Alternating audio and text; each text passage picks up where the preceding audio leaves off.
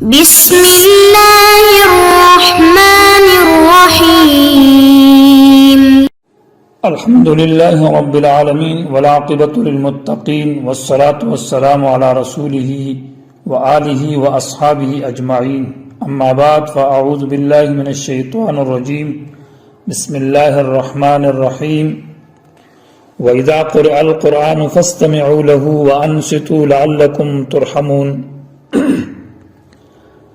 عزیز طلبہ کرام، قرآن پاک کی تفسیر اور قرآن کے سمجھ اور فہم کے اسباب میں ہم اصول القرآن کے بیان میں ہیں۔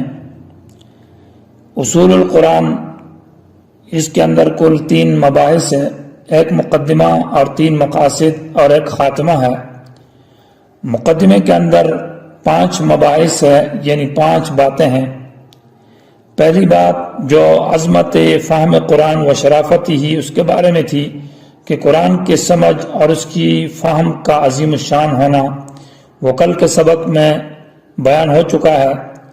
آج دوسری بحث ہے جو کہ آداب قرآن کے بارے میں ہے کہ قرآن کے فہم کے لیے کچھ آداب کا سیکھنا اور ان پر عمل کرنا ضروری ہے تاکہ ہمیں قرآن سے کامل درجے میں فائدہ حاصل ہو جائے۔ تو لفظ آداب یہ جمع ہے ادب کی۔ ادب کا معنی ہے اجتماع خصال الخیر فی العبد، بندے کے اندر اچھی خصلتیں، اچھی خوبیاں، اچھی عادات کا پایا جانا۔ اور قرآن کے جو آداب ہے وہ آداب تقریباً 5 ادب وہ ہے جو قرآن سے مستنبط ہے۔ تو ان میں پہلا ادب ہے الاستماع، یعنی کان لگا کر توجہ کے ساتھ قرآن کو سننا، اس سے قرآن کا فہم حاصل ہوگا۔ سورہ اعراف کی آیت نمبر 204 کے اندر اس ادب کا ذکر ہے، وَإِذَا قُرِئَ الْقُرْآنُ فَاسْتَمِعُوا لَهُ وَأَنصِتُوا لَعَلَّكُمْ تُرْحَمُونَ۔ جب تمہارے سامنے قرآن بیان کیا جائے تو فَاسْتَمِعُوا، کان لگا کر توجہ کے ساتھ سنو۔ سامعین، لفظ استماع اور سماع کے اندر فرق ہے۔ سماع عام ہے اور استماع خاص ہے۔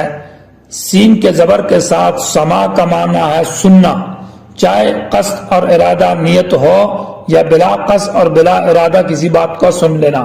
کوئی آدمی راستے پر جا رہا ہے اور کوئی قرآن پڑھتا ہے تو بلا ارادہ اس کے کانوں میں سن لے تو اس کو سماع کہا جاتا ہے۔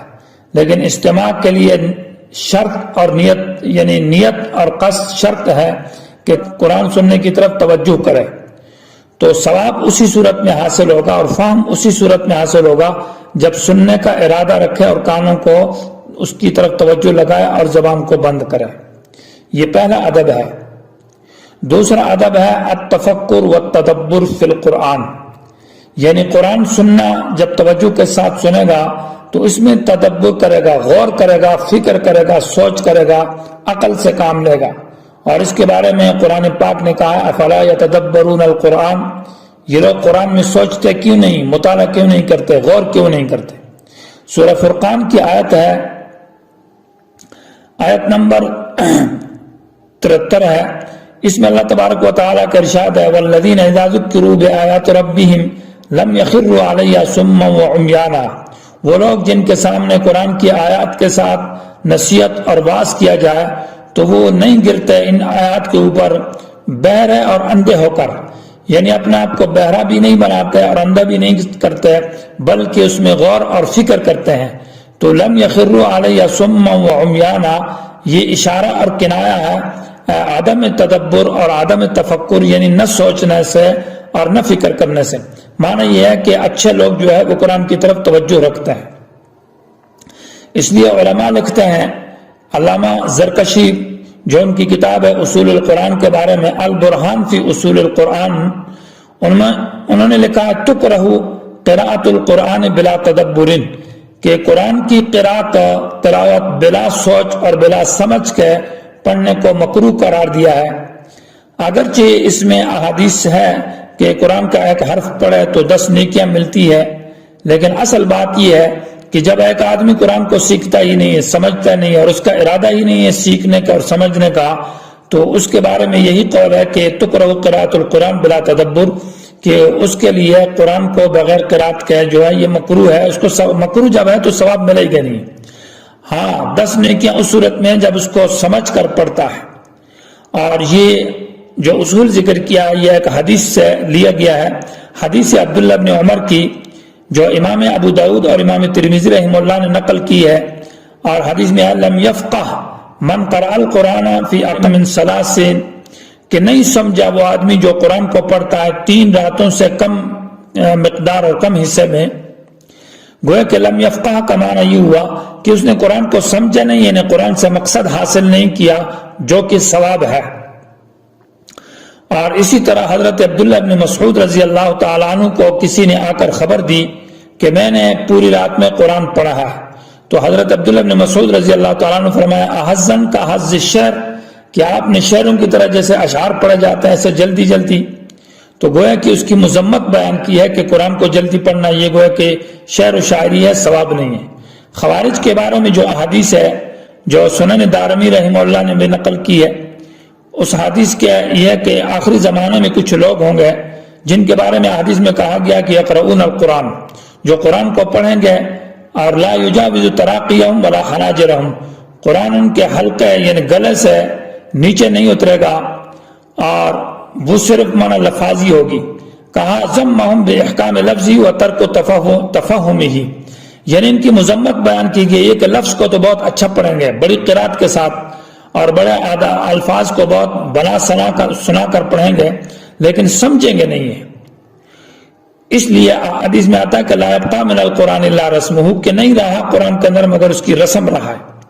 اور کہ ان الفقیہ احق الفقیہ لم یقنط الناس من رحمت اللہ، اچھا عالم ہوا جو لوگوں کو اللہ کی رحمت سے مایوس نہیں کرتا، یعنی چھوٹی چھوٹی باتوں پر ان کو گمراہ نہیں قرار دیتا. ولم یرخص لهم، اور ان کو گناہوں کی رخصت بھی نہیں دیتا. اور پھر کہا کہ وہ رغبت نہیں کرتا قرآن کے غیر کی طرف.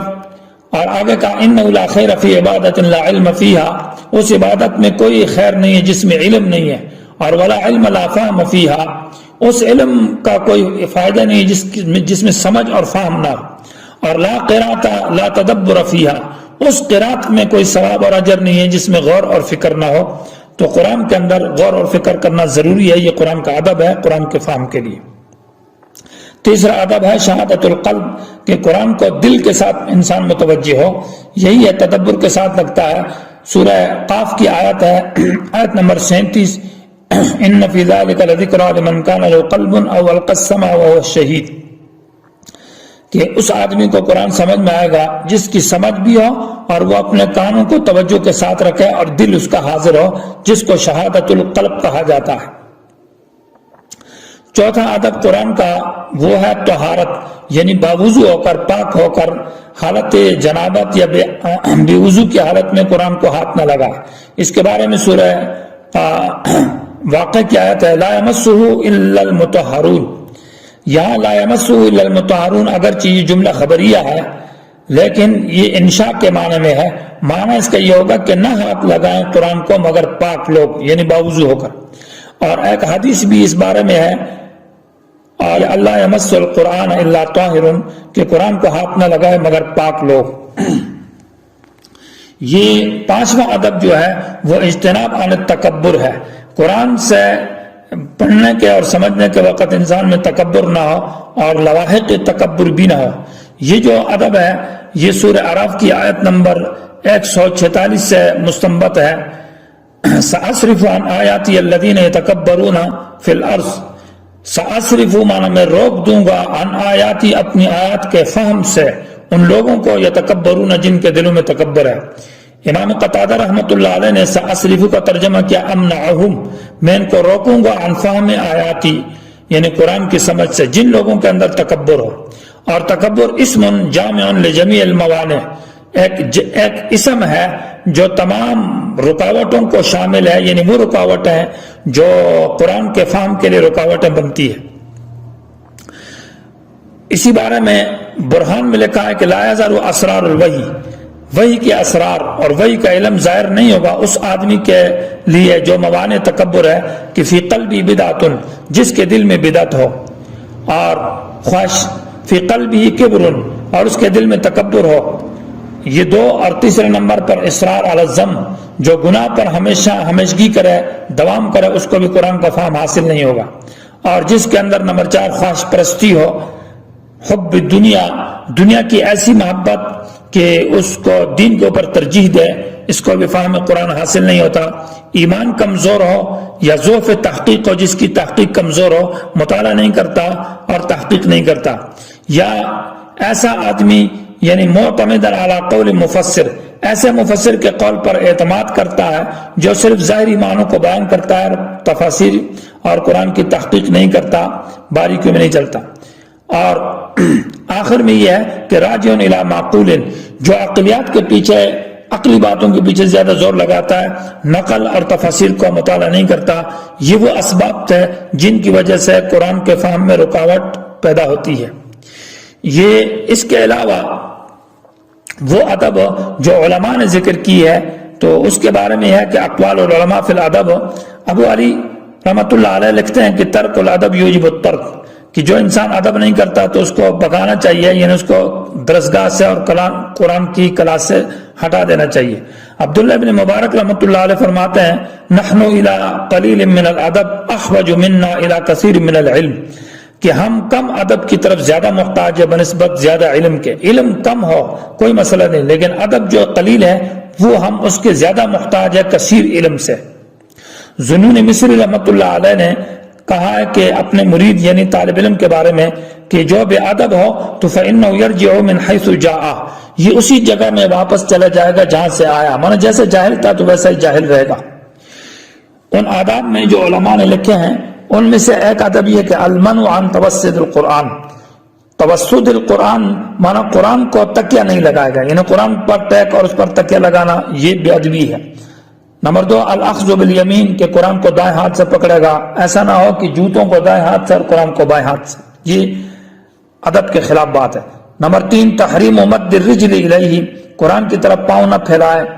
نمبر 4 منع وضع الشیء فوقہ، قرآن کے اوپر کوئی چیز نہ رکھے۔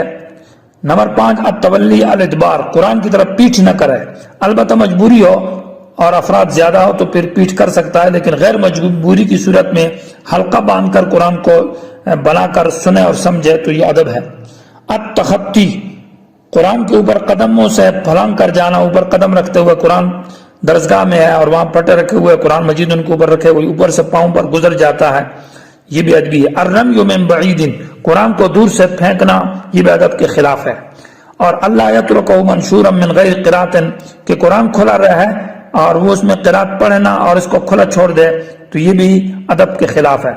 زمین پر نہ رکھے قرآن کو اور اسی طرح قرآن کے اوپر ہاتھ نہ رکھے، یہ آداب وہ ہے جو امام قرطبی رحمہ اللہ نے اپنے مقدمے یعنی پہلی جلد کے اندر ذکر کی ہے، اور امام نووی رحمہ اللہ نے باقاعدہ ایک رسالہ لکھا ہے التبیان لآداب حملۃ القرآن، اس کے عنوان سے ہے کہ قرآن کے پڑھنے اور سمجھنے والوں کے لیے آداب ہے۔ اس لیے جس آدمی نے ادب نہ کیا تو اس کو قرآن کا فہم حاصل نہیں ہوگا، اور اس کے علم میں جس نے ادب نہ کیا تو برکت نہیں ہوگی۔ اور جن لوگوں نے قرآن کا، کتاب کا، استاذ کا بے ادبی کی ہے تو اکثر وہ لوگ جاہل رہے ہیں۔ اس لیے آخر میں مولانا روم کا ایک شعر اس پر اکتفا کرتا ہوں، از خدا خواہم توفیق ادب، بے ادب محروم مان از فضل رب، میں اللہ سے مانگتا ہوں توفیق ادب کہ اللہ مجھے ادب نصیب فرمائے، اس لیے کہ بے ادب جو ہے یہ محروم ہوتا ہے اپنے رب کے فضل سے، اور بے ادب تنہا خود را نداش بد، بے ادب اپنے آپ کو صرف برا نہیں کر دیتا کہ اپنے آپ کو ختم کر دیتا ہے، بلکہ آتش در ہما آفاق رازد، بلکہ پورے جہان میں آگ لگا دیتا ہے۔ اللہ تعالیٰ مجھے اور آپ کو عمل کرنے کی توفیق نصیب فرمائے۔